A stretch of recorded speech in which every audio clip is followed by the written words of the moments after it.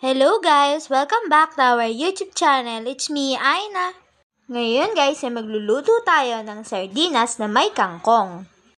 Ang mga gagamitin natin sa pagluluto ng sardinas na may kangkong ay sibuyas, bawang, betchin, paminta, dahon ng kangkong at sardinas. Igigisa muna natin ang sibuyas at bawang.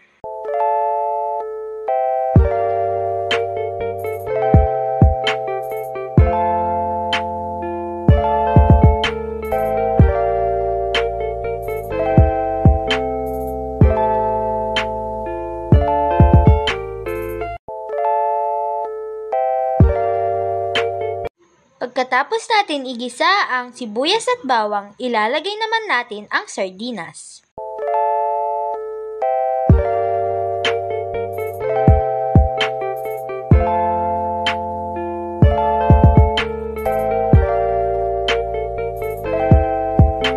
Pagkatapos ay lalagyan na natin ng 2 baso ng tubig para may sabaw.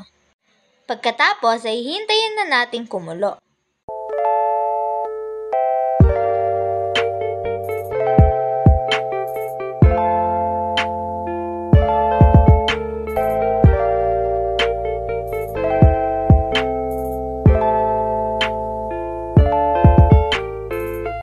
Kumukulo na guys, kaya ilalagay na natin ang betchin at paminta.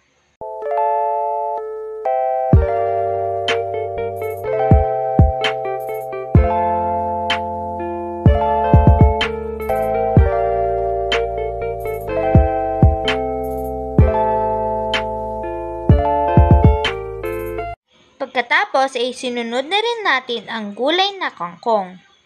Hintayin na natin kumulo at lumambot ang kangkong.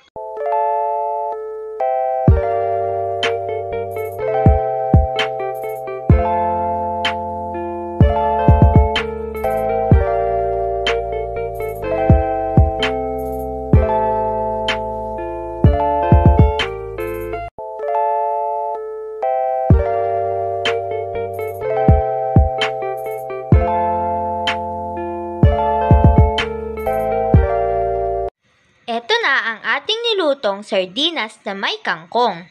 Kain tayo guys! Update ko na lang ulit kayo sa mga susunod na video.